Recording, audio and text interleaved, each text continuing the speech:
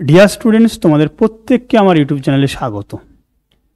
আজকে ক্লাসের আলোচনার বিষয় ট্রান্সলেশন।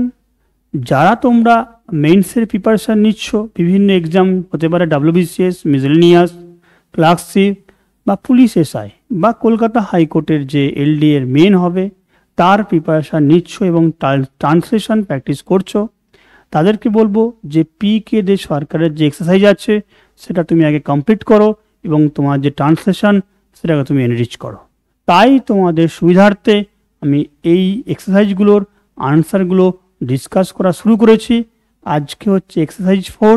তো চলো দেখে নিই কী প্যাসেজ ছিল সেখানে। দুই বন্ধু একত্রে পদব্রজে ভ্রমণে বাইর হইয়াছিল। তাহারা একটি অরণ্যের নিকট উপস্থিত হইলে হঠাৎ একটি ভাল্লুক দূরে দেখা গেল। দেখো, তোমাকে আমি প্রতিটা ক্লাসেই বলি যে প্যাসেজটা থাকবে সেটা তুমি একবার পড়বে, পড়ে তুমি কি টেন্স আছে সেটা আগে আইডেন্টিফাই করবে এবং সেই অনুযায়ী প্যাসেজটাকে লেখা শুরু করবে। দেখো, আমি যেটুকু পড়েছি তুমি পুরোটা পড়ে নেবে। যেটুকু পড়েছি সেটুকু দেখেছি যে পাস্ট টেন্স আছে, ওকে, এবং গোটা গল্পটার মধ্যে একটা পাস্ট ইন্ডিকেশন আছে বা ন্যারেটিং স্টোনটা হচ্ছে পাস্ট। তো আমরা প্যাসেজটা পাস্ট টেন্সেই লিখবো, ওকে। তো চলো পাট পাট করে আলোচনা করি। দুই বন্ধু একত্র পদব্রজে ভ্রমণে বাইর হইয়াছিল। দেখো, হইয়াছিল মানে বের হয়েছিল। তো দেখো, এখানে আমরা দুই বন্ধু ইংলিশ সেন্সে টু ফ্রেন্ডস লিখছি, যে বের হওয়া, তাহলে ওয়েন্ট আউট একটা টার্ম হয় বের হওয়া সেন্সে, আর একসঙ্গে বের হওয়া এটা হচ্ছে কি ওয়েন্ট টুগেদার। তাহলে দেখো, আমরা দু রকম সেন্টেন্স এখানে হাইলাইট করছি, দুটো সেন্টেন্স, অপশান 1 এবং অপশান 2। তুমি যেটা সুটেবল মনে করবে তুমি সেটা গ্রহণ করবে, ওকে। টু ফ্রেন্ডস ওয়েন্ট টুগেদার, তাহলে একসাথে গিয়েছিল। অন এ ট্রিপ, কিসে না ভ্রমণে। অন ফুট, পায়ে হেঁটে, এটা একটা কনভেনশনাল ট্রান্সলেশন করেছি। বা তুমি যদি একদম ওয়ার্ড টু ওয়ার্ড একটু ভেবে লিখতে চাও, দেখো টু ফ্রেন্ডস ওয়েন্ট আউট, তাহলে দুজন বন্ধু বের হয়েছিল টুগেদার, একসাথে। কি করতে না, দেখো বলেছে ভ্রমণে বাইর হইয়াছিল, তাহলে আমরা তো টেন্স নির্দেশ করে দিয়েছি ওয়েন্ট আউট দিয়ে, ওকে। তাহলে দেখো টু রোম, রোম মানে কি, রোম বলতে পারো, ওয়ান্ডার বলতে পারো, মানে কি ঘুরে বেড়ানোর জন্য। টু রোম অন ফুট, ঘুরে এদিক সেদিক ঘুরে বেড়ানোর জন্য। তাহলে টু রোম বা টু ওয়ান্ডার এই টার্মটা তুমি ইউজ করতে পারো। ভার্ব ইনফিনিটিভের ব্যবহার, এটা 2 + V1 মানে কি, এটাকে আমরা কি বলি বলো, ইনফিনিটিভ বলি। এখানে টু আছে, এখানে প্লাস V1, এই পুরো পার্টটা হচ্ছে ইনফিনিটিভ। ক্লিয়ার? নেক্সট,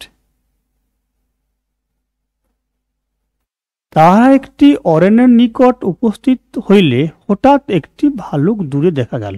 দেখো, ফার্স্ট পার্টে করো, তাহারা একটি অরণ্যের নিকট উপস্থিত হইল, তাহলে আগে তারা অরণ্য নিকট গেছে এবং ভাল্লুক দেখেছে। তা দুটো কাজ ঘটছে, একটা কি পৌঁছানো এবং ভাল্লুক দেখা, ঠিক আছে। তাহলে হোয়েন দিয়ে করছি, when they reached near a forest, তাহলে যখন তারা অরণ্যের নিকট উপস্থিত হইল। When they reached near a forest, comma, তখন দে স এ বিয়ার মানে কি ভাল্লুক। এবার দেখো, এখানে একটা টার্ম আছে, তারা দূরে দেখলো একটা ভাল্লুক, কিন্তু সেটা হঠাৎ। এই দুটো টার্ম যে আছে, এই হঠাৎ আর দূরে, এই দুটো টার্মকে তোমাকে কানেক্ট করতে হবে। দেখো কীভাবে, দে স এ বিয়ার, ফার অ্যাওয়ে লিখতে পারো, অথবা অ্যাট এ ডিস্ট্যান্স, দুটো মিনিংই সেম, অ্যাজ ইউর চয়েস। তুমি বলতে পারো দে স এ বিয়ার ফার অ্যাওয়ে, অথবা দে স এ বিয়ার অ্যাট এ ডিস্ট্যান্স। আর এখানে ছিল দেখো হঠাৎ, তুমি লিখতে পারো অল অন এ সাডেন বা অল অফ এ সাডেন, ওকে। আর তুমি যেটা সব থেকে সোজা জানো, suddenly, okay. As your choice, তিনটে টার্মই আমি তোমাকে বললাম, অর দিয়ে অ্যাজ ইউর চয়েস তুমি সেটা চুজ করে নিও, ওকে। নেক্সট, দেখো বন্ধুদের মধ্যে একজন অতিশয় ভয় পাইয়া তাড়াতাড়ি নিকটবর্তী বৃক্ষে আরোহণ করিল, এখানেও পাস্ট টেন্স করিল। তাহলে দেখো বন্ধুদের মধ্যে একজন, তাহলে আমি এই ইংলিশটাকে আগে লিখবো।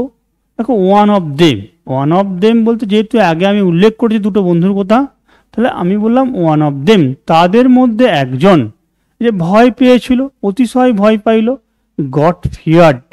দেখো আমরা এই গেট মানে এমনিতে পাওয়া জানি, কিন্তু এই গেট ফিয়ার্ড টার্মটা যখন আমরা ইউজ করি এটার মানে হচ্ছে কি ভয় পাওয়া। এখানে পাস্ট টেন্সে বলে কি করেছি বলো, গট ফিয়ার্ড, মানে কি আতঙ্কিত হয়েছিল, ভয় পেয়েছিল। এবং কি করেছিল দেখো, দেখো এবং গাছে উঠে পড়েছিল, নিকটবর্তী। তাহলে অ্যান্ড ক্লাইম্ব, এই ক্লাইম্ব মানে কি কোনো কিছু আরোহণ করা, উঠে পড়া। ক্লাইম্ব আপে নিয়ার বাই ট্রি, এই যে নিকটবর্তী কোনো একটা গাছে।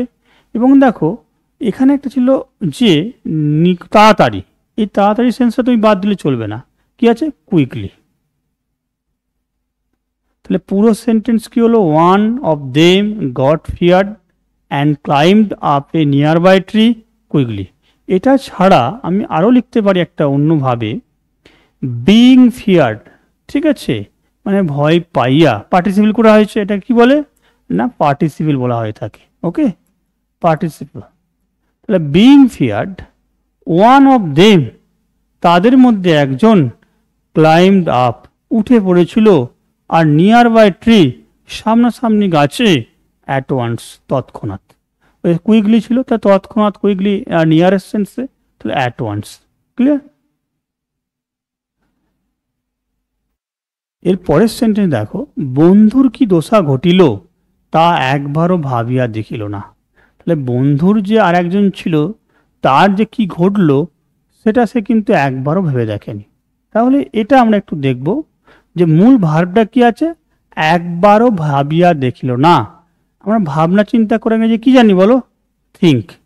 যদি ভাবনা চিন্তা না করে ডু নট থিঙ্ক, এটা আমরা ইউজ করি। কিন্তু এখানে যেটা আছে পাস্ট টেন্সে, তাহলে ডু নট থিঙ্ক কী হবে বলো, ডিড নট। ওকে, এটা V1ই থাকবে।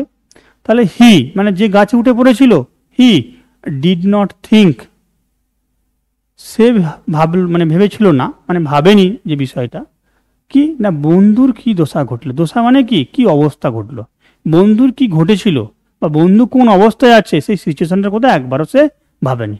What would happen to his friend, what would happen to his friend. Okay, next, দ্বিতীয় ব্যক্তি বৃক্ষে আরোহণ করিতে পারিত না, মানে দ্বিতীয় বন্ধু সে গাছে উঠতে পারত না। দেখো এখানে আমরা এই পুরো টার্মটা একটু দেখে নেব। তাহলে দ্য অ্যানাদার ফ্রেন্ড বলতে পারি বা দ্য সেকেন্ড ফ্রেন্ডও বলতে পারো, no problem. The another friend, যেহেতু একজনকে ওয়ান অফ দিয়ে বলেছিলাম, এখানে কি বলছি বলো, অ্যানাদার। দ্য অ্যানাদার ফ্রেন্ড আরোহণ করতে পারিত না, did not know how to climb up a tree. ঠিক আছে, আর যদি তুমি এটাকে না এইভাবে লিখতে চাও আমি সেটাও বলে দেবো কীভাবে তুমি লিখবে। The another friend did not no, যদি জানতো না বলেছে বা পারিত না, তো সেন্সটা তার মানে পারিত না মানে কি জানতো না। The another friend did not know how to climb, এই টার্মটাকে লিখেছি দেখো, how to climb a tree. আর যদি তুমি এইভাবে লেখো যে another friend could not climb a tree, could not climb, পারতো না ইংরেজি কি জানি বলো, ক্যান মানে পারা, এখান থেকে পাস্টে গেলে কি হয় কুড, এবারে কুড নট ক্লাইম্ব, মডেলের পরে কি বসে V1 আছে, could not climb up a tree. একদম সিম্পল সেন্সে তুমি এটা লিখতে পারো। ওকে, নেক্সট দেখো এরপরে আছে যে এবং একার্থী ভালুকের সহিত যুদ্ধ করা অসম্ভব ভাবিয়া, এখানে দেখো একটা এবং দিয়ে যোগ করেছে, কিন্তু আমি সেটাকে আলাদা সম্পূর্ণ পার্টে ভেঙে দিয়েছি। এটা তুমিও করতে পারো, বাংলা পাংচুয়েশন বাংলা সেন্টেন্স যেটা দেওয়া থাকবে সেটা তুমি দুটো পার্টে ভাঙতে পারো, দুটো সেন্টেন্সকে একসঙ্গে জুড়তে পারো, এটা কোনো ভুল নেই। ওকে, দেখো একার্থী ভাল্লুকের সহিত যুদ্ধ করা অসম্ভব ভাবিয়া সে ভূতলে মিতব্বত পড়িয়া রইল, কারণ সে পূর্বে শুনিয়াছিল ভাল্লুক, এটা ভাল্লুক হবে, ভাল্লুক মোড়া মানুষ ছয় না। ওকে, পাট পাট করে বলছি দেখো, আর কোনো উপায় না দেখিয়া, এখানে একটা লাইন ছিল আর কোনো উপায় না দেখিয়া, তাই তো? তাহলে গেটিং নো আদার অল্টারনেটিভস, এখানেও সেই আগে যেমন করেছিলাম কি বল একটা পার্টিসিপল সেন্সে, এখানেও কি গেটিং নো আদার অল্টারনেটিভস মানে কি কোনো উপায় না পাইয়া, দেখিয়া, করিয়া, যাইয়া। তাহলে এইগুলো যখন আমরা করছি এটাকে কি বলছি পার্টিসিপল সেন্সে। তাহলে গেটিং নো আদার অল্টারনেটিভস, অন্য কোনো উপায় না পেয়ে, অ্যান্ড দেখো কি হয়েছিল যে একার্থী ভাল্লুকের সহিত যুদ্ধ করা অসম্ভব। এই সেন্টেন্সটাকে দেখো, এইটা খুব সুন্দরভাবে লেখা আছে, thinking of impossibility to fight with the bear. এবং কি ভেবেছিল না থিঙ্কিং অফ, থিঙ্কের পরে অফ বসে, তাহলে থিঙ্কিং অফ ইম্পসিবিলিটি। এই ইম্পসিবিলিটি মানে কি অসম্ভব, এই অসম্ভব কি অসম্ভব না to fight with the bear, মানে ভাল্লুকের সঙ্গে যুদ্ধ করাটার অসম্ভবের কথা চিন্তা করিয়া। হি লে, দেখো এখানে কি আছে, হি লে অন দ্য গ্রাউন্ড, সে শুয়ে পড়েছিল। লাইতে কি হয়েছে বলো, পাস্ট টেন্সে কি হয়েছে লে, হি লে অন দ্য গ্রাউন্ড। কেমন হবে না অ্যাজ ডেড, মৃতের মতো, অ্যাজ ডেড। এর কারণটা কি ছিল, বিকজ হি নিউ দ্যাট, এখানে একটা লাইন বলেছে না সে জেনেছিল, পূর্বে শুনিয়াছিল, he knew that, okay, he knew that বিয়ার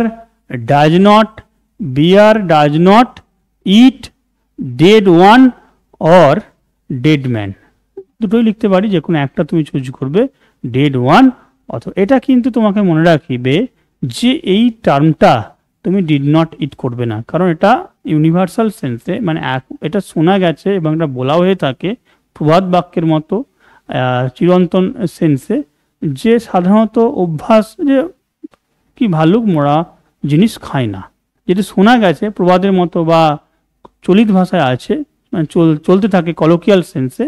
তো সুতরাং এই যে সেন্সটা আছে এটা আমরা প্রেজেন্টেই বলবো, okay. Bear does not eat dead one or dead man. Next আর একটা জিনিস তোমাকে বলে রাখছি, এখানে দেখো অনেকে বলবে যে এখানে স্যার আর এখানে তো একার্সি ছিল, এই টার্মটা তুমি অ্যাড করতে পারো, thinking of impossibility to fight with the bear, ঠিক আছে, অ্যালোন, একাকী, এই অ্যালোন টার্মটা এখানে যোগ করতে পারো, কারণ একাকী বা একাথি বলে একটা টার্ম তো ছিল, এইটা যোগ করে দিলে একদম নিখুঁত হয়ে গেল, ওকে। নেক্সট, এর যে পরে তোমাদের ট্রান্সলেশনটা আসবে সেটা 5 নাম্বার, তোমরা দেখতে থাকো পরবর্তী, এইভাবে তোমাদের যে ক্লাসগুলো প্রোভাইড করতে থাকবো। ধন্যবাদ।